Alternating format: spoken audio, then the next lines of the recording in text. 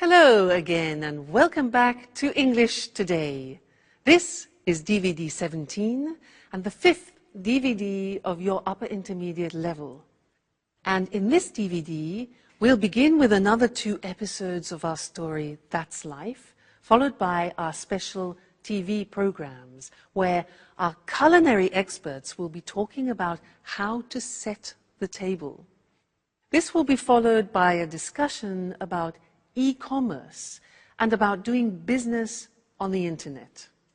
Then, in the grammar section, we'll study how to position adjectives in the English sentence and also look at some of the main differences between American and British English, all right? So, enjoy yourselves and enjoy your viewing.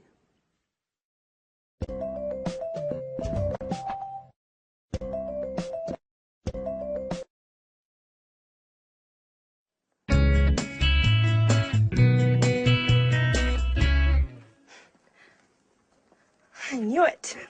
It couldn't have been different.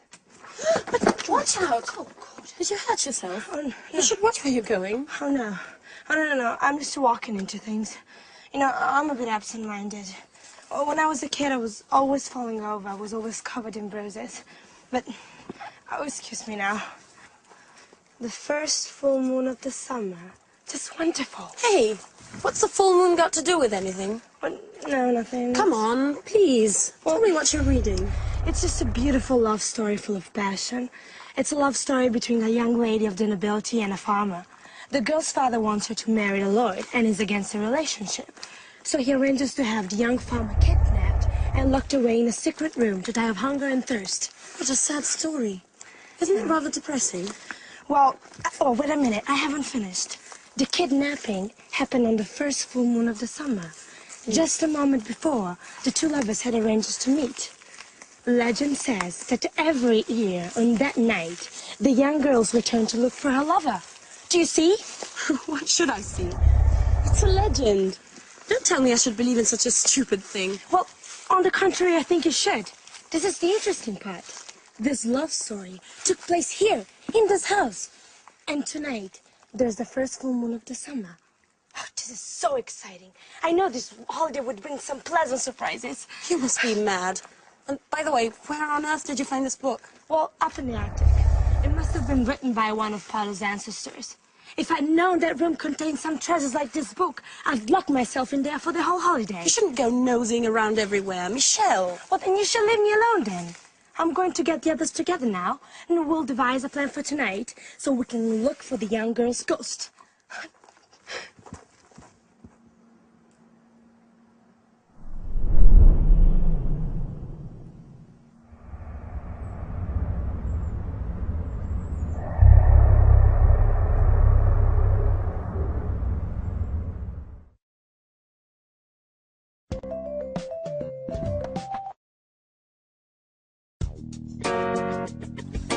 Hey, Sarah! Like a flip?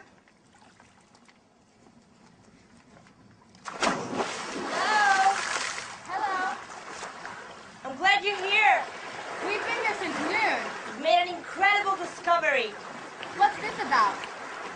Well, according to Michelle, this house is home to the spirit of a young girl. And this young girl is going to appear to us tonight as a ghost. Don't make fun, okay? It's true. I read it in a book I found at home. And I can feel it, too. There's a strange atmosphere, almost surreal. I think the only strange thing here is you. That's exactly what I said. Okay, enough of that. Listen to me. This is the plan for tonight. When the moon's out in the sky, we'll get some candles and go and look for the ghost. Paolo, didn't you know anything about the story? Well, my grandfather did tell me something about it. When I was a boy, I used to go looking for spirits with my cousins. And didn't you feel frightened? I know, it was a great fun. Sure, everyone knows ghosts don't exist. Oh, you're wrong there. You know, one night, we heard some strange noise. Someone was shouting. Oh, we were so scared. And we ran up to our rooms and my youngest cousin cried for 2 days. He was so terrified. What rubbish. I think you just invented the whole story. Okay, stop arguing. Paolo and I are going to look for the ghost tonight. Sandra, you coming with us? Well, I don't really believe in these things, but if you're both going, well, why not? It'll be a bit of change from the other evenings. And, by the way, I'm quite curious to find out whether this ghost really exists or not. Sarah, are you coming with us? Oh no, I don't believe in spirits, and I don't do such stupid things. I'll just stay in my room and read. Oh, come on, Sarah. Don't be the usual spoil sport. Come with us. You'll see, it'll be fun. Don't insist. I said no. That damn pub. She wouldn't be like this if it hadn't burned down. I know, you're right. Let's try not to let our problems get us down. Sandra, can you call Mike and Anne? And we'll tell them what's the plan for tonight. Okay. Ghost hunting under a full moon, yeah.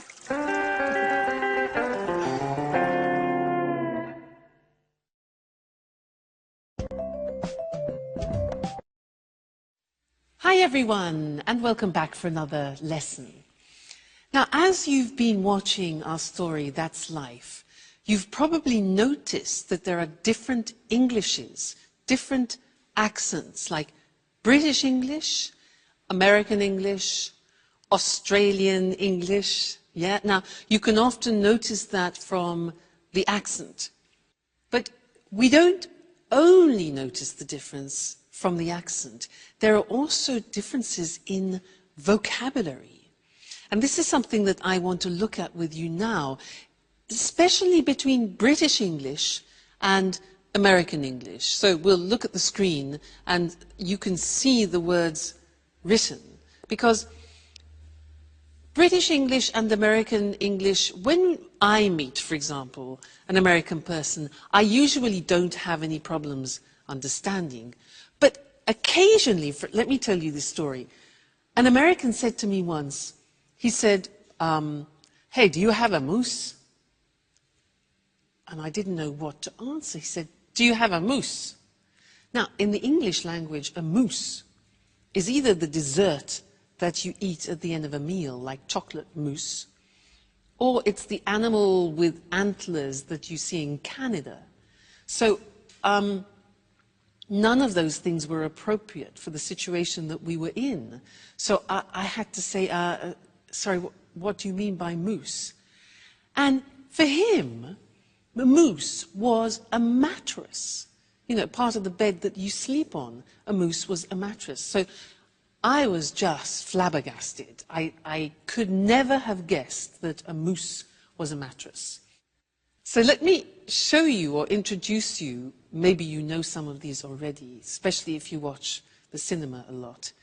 Some of the difference in terminologies and vocabulary between American and English, all right? Now, look at the screen. In British English, we talk about living in a flat, which is a small house in a condominium. So that's a flat. But the Americans tend to call that an apartment, all right? Then we in England have gardens, which are often attached to our houses or our flats. But in America, they call that a yard, all right? A yard. So in my backyard, you often hear. Then when you have rubbish, in England, we put the rubbish in a rubbish bin. But in America, rubbish is garbage. So they put their rubbish in a garbage can. So rubbish bin, garbage can. If I say in British English, I'm going to town, the Americans will say, I'm going downtown. I'm going downtown. In England, walking along the streets, the part beside the street itself, beside the road, is called a pavement. But in America, that is called a sidewalk. Pavement, sidewalk. We put our cars in a car park, but in America, they call a car park a parking lot. Okay? Parking lot.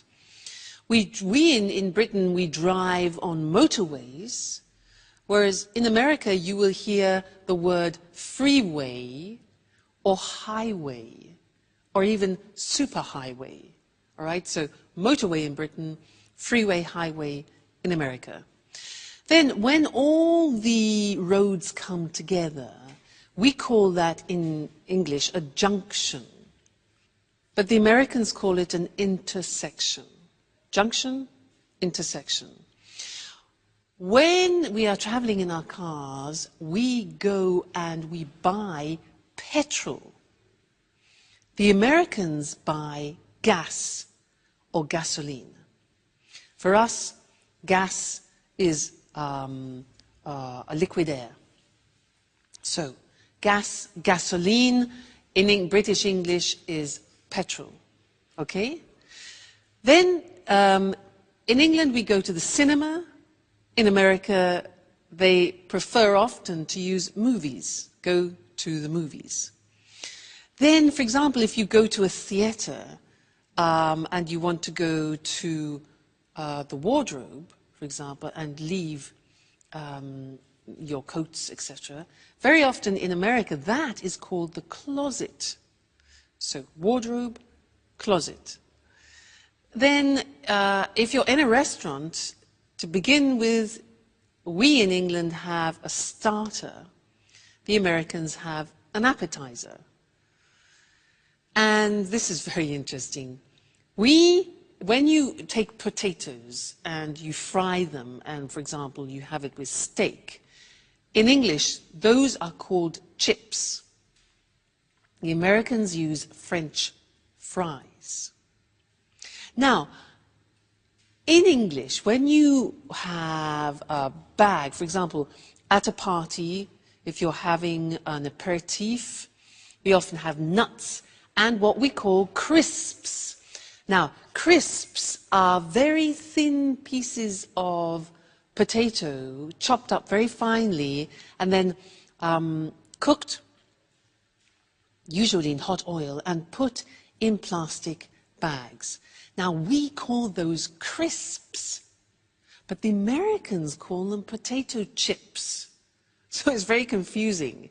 For us, chips is what you have with steak, and the crisps are the things that you have in the bag, all right? And one more thing, in Britain we talk about summer, winter, spring and autumn, but often in American English you will hear autumn referred to as fall. So those are just a few examples of the difference between British English and American English. But keep noticing the differences especially when you're watching films, because it really is very interesting and it will help you in preparation for when you go to both countries.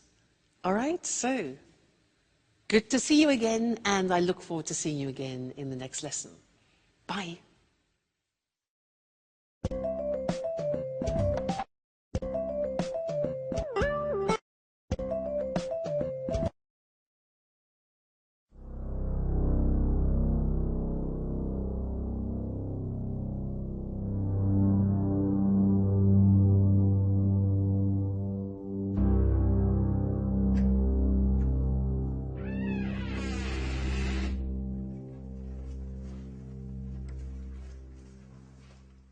So, this is the abandonment?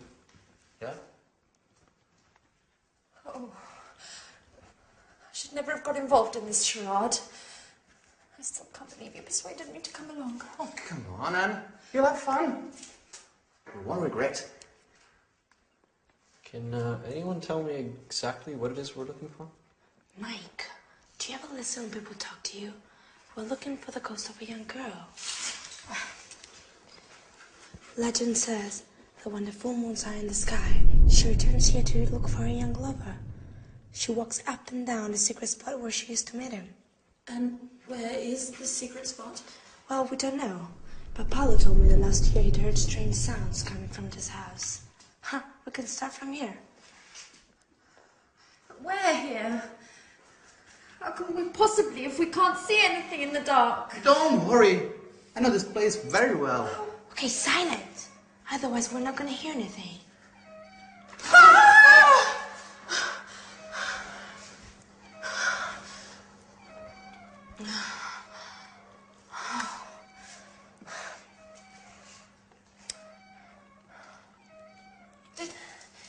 Did anyone ask Sarah if she wanted to come along with us? Of course we did. She isn't interested. She doesn't believe in ghosts! Well, you know, you still should have insisted. It's not nice to leave her all by herself at night. Okay, can we please start searching again?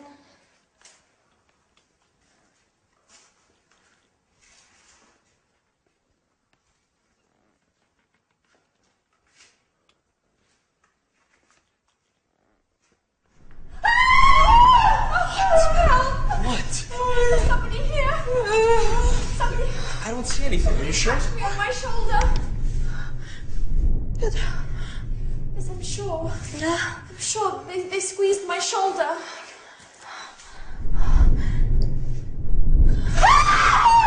It's me! What an idiot, Paolo! Oh. Okay. Now that we've solved that mystery, silence everyone, and let's continue. Well, to be honest, this place is kinda Creepy. creepy, yeah?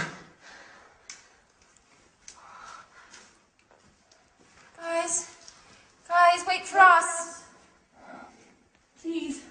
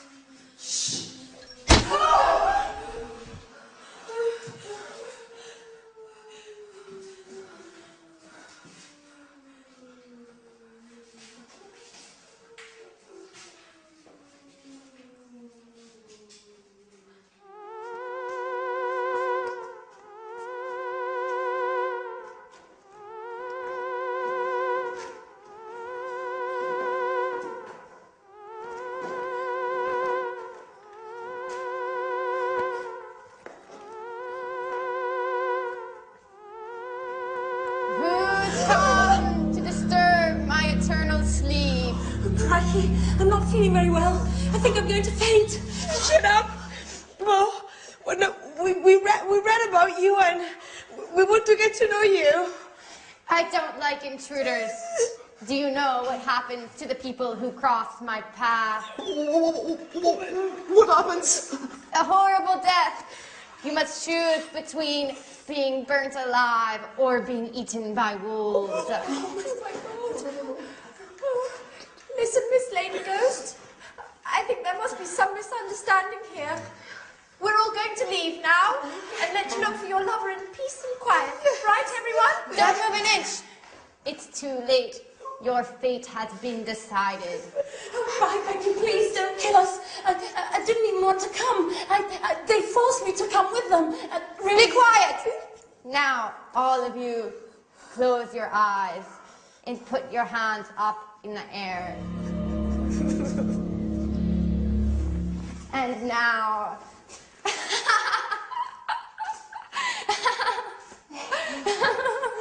Sarah! So you were the ghost? Yes. I was in my room reading when I thought of dressing up and scaring all of you. And I must admit it was worth it. You don't know how funny you all looked. Your face is white with fear and your voice is pleading for mercy. I've never had so much fun. Yes, but you gave us all a big shock. Yeah. Yes. But if it made the old Sarah come back, then long live ghosts!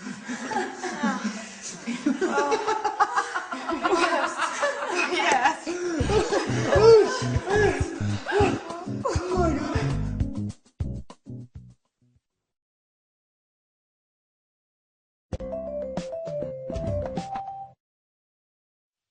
Do you believe in ghosts? I do. You know, once when I was teaching in England, I was in a mansion, a beautiful old house in the country. And they told me that every day in one of the rooms in a mansion, there was a breeze which passed through the room every afternoon at 4 o'clock.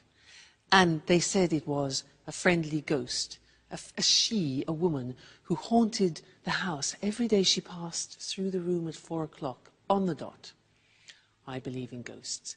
They're all in Scotland and Britain, I think, in general. Now, I want to do something with you in this lesson related to English adjectives. If you look at this bag, if you want to describe this bag, you could say it's big, you could say it's brown, it's useful, it's casual.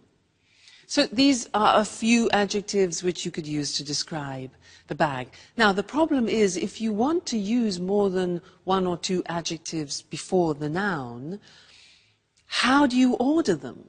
Do you say it's a big, casual, useful brown bag, or it's a brown, big, casual, useful bag? That's the problem. Well, in English, there is an order, a specific order, which we're now going to look at on the screen together, so that you can decide every time you're using adjectives what order to put them in. Let's take the bag. So look at the screen. The first adjective that we would say is the adjective of opinion. So, adjectives of opinion are, for example, interesting, boring, fascinating, in this case, useful, okay, or even casual. Then we talk about the dimension or the size. So it could be big, small, thin, thick. In this case, the bag is big. After, we talk about the age. Is it new? Is it modern? Is it ancient? Is it old? And I think we could say about this that it's a new, more or less, a new bag. So far we have a useful, big, new bag. Then we talk about the shape. This bag is square. It could be oval. It could be round. So we've got shape. Then we talk about the color. For example, pink, blue, light green, brown. After that, the origin. Is it French, English, American, Italian? Okay. And then the material it's made of. If it's wooden, plastic, woolen, cotton in this case. So, if we want to describe this bag using all those adjectives, it would become this. Its opinion. A casual, big, new, follow the screen, new, square, brown, Italian cotton bag. Okay? Now, we don't usually put 8 or 9 adjectives before the noun, but if you do want to use 3 or 4, then that's the order which you follow. And remember that in English, all adjectives go before the noun, not after, because in some languages you can put adjectives before the noun and adjectives after the noun. However, in English, the rule is adjectives always before the noun. Okay? Great. So that's the lesson about adjectives, and I'll see you very soon. Bye.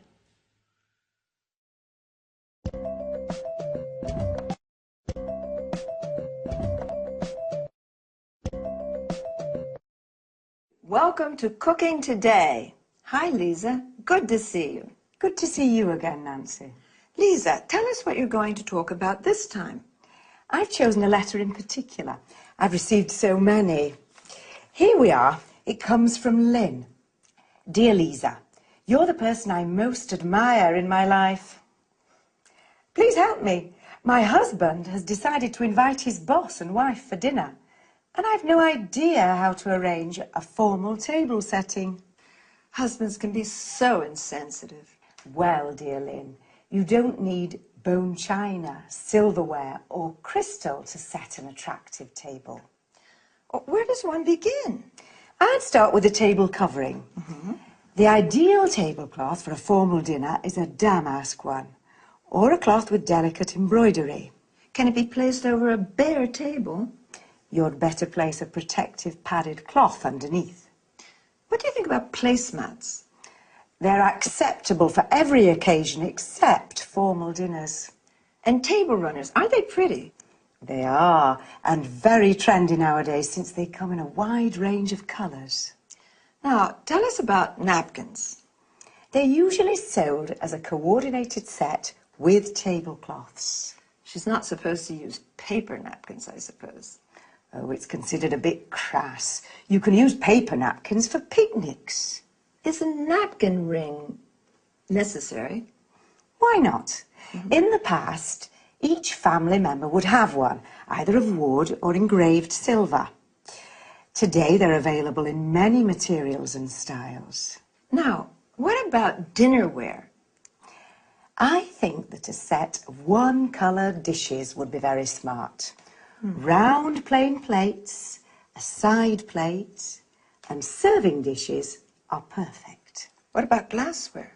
The best for formal dinners is a long-stemmed goblet of medium height. Lynn will need a wine glass, a water glass, and a flute for champagne. And cutlery. How do you arrange forks and knives? Forks are placed to the left of the plate. Spoons and knives to the right, with the blade facing the plate. At the top of the plate, you place dessert forks and spoons. Of course, carving forks and knives are necessary when serving roasts. I see. How do you feel about centerpieces? Well, a basket filled with fresh flowers would smarten the plainest of tables. You can also use candles. It's a real work of art.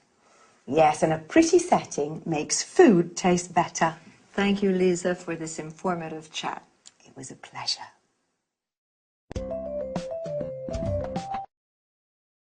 Now, let's see which term Lisa used to talk about table setting. First of all, she said there are different kinds of table coverings. A tablecloth is what we use to cover the table with during meals. Placemats are individual settings for more informal meals. Table runners are long and narrow pieces of fabric which can hold several places. A centerpiece can be placed in the middle of the table, usually with fresh flowers as decoration. If you want to protect your table from stains or heat, you better place a protective padded cloth under the tablecloth. A napkin is what we use to wipe our mouths with while eating. Today, paper napkins are rather convenient, but don't use them when Lisa is invited. A napkin ring is a ring of different materials, fabric, wood, silver, which allows people to identify their personal napkin during family meals. Now, let's go to dinnerware or dinner service, also called crockery, or plates, side plates, or serving dishes used for meals. Glassware refers to glasses that can be wine glasses, water glasses, or flutes, used to drink champagne. A stemmed goblet is a tall glass with a stem, used in formal dinners. Cutlery, commonly referred to as silverware, refers to forks and spoons and knives. Serving forks and spoons are used to serve food from the serving dish. That's all for this time. See you again next week.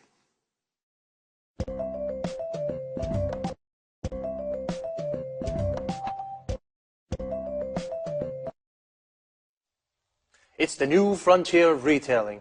It's revolutionized the way we do business, and it brings in customers from all over the world. Of course, I'm talking about e-commerce. I'm Eric Brown, and this is Let's Talk, the discussion program with our commentators, Tom and Marie. Good evening, everyone. Good evening. Well, what are your thoughts on e-commerce? Do you buy things online? Of course I do. I always book low-cost flights, and I also buy DVDs and books on the internet. As most people do, I shop online not only for the convenience, but also to pay the lowest price possible on any given item. I used to visit different websites to shop around for the lowest price, but now that automatic comparison shopping is possible, my browser automatically shows me the prices for the same DVD at different online stores on the web.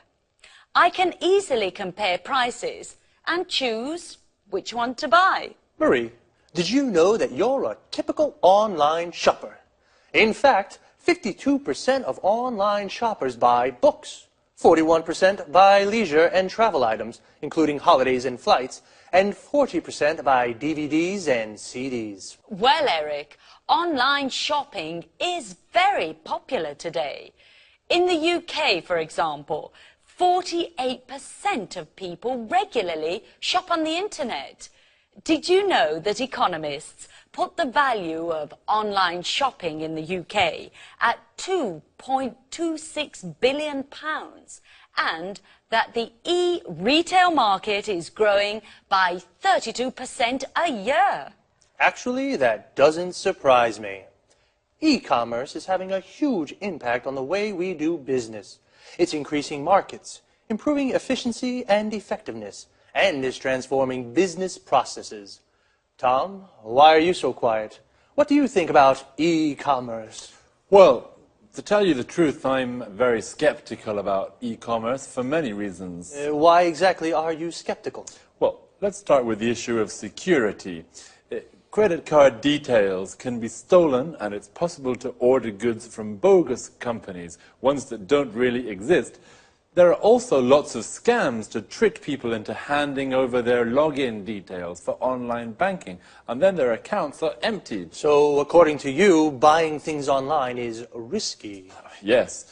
Also, you can't be sure you'll get the goods you ordered, and if there's something wrong with them, who pays for the goods to be returned? You do. Tom, I agree with you, but up to a certain point. There are some problems with e-commerce, but these problems aren't stopping people from spending more and more online. At the same time, e-commerce has many advantages for business people. Could you explain some of these advantages, Marie? Well, it's cheaper for a retailer to set up a website than it is to rent a shop, fit it out, and pay someone to work there.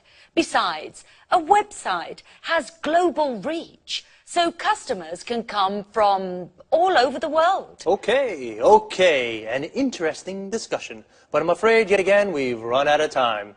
Once again, I'd like to thank our commentators. Thank you. Thank you.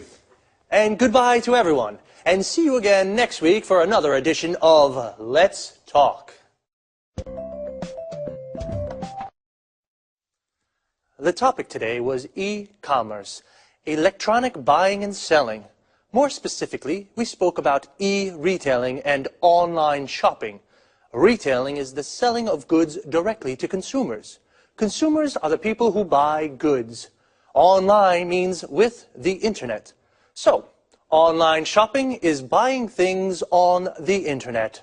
The e-retail market, that is the selling of goods online, is growing. Well, online shopping has its positive aspects and negative aspects. Marie said you can find the lowest price thanks to automatic comparison shopping. Automatic comparison shopping means your browser, the program you use on the internet, automatically shows you the prices of the same products at different online stores. An online store is a virtual shop on the web. The web is another word for the internet. With this kind of shopping, you don't have to shop around. To shop around means visit different shops to look for the lowest price.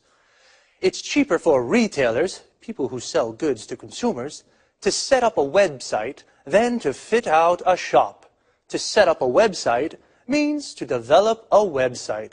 Notice how we say to fit out a shop. This means to make a shop ready for use.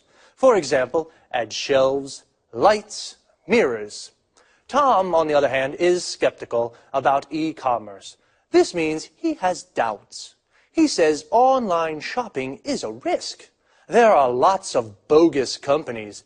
These are companies that don't really exist. And lots of scams. A scam is a trick to steal money from people. Again, we have run out of time. To run out of something means you have finished it. So, goodbye and see you again soon.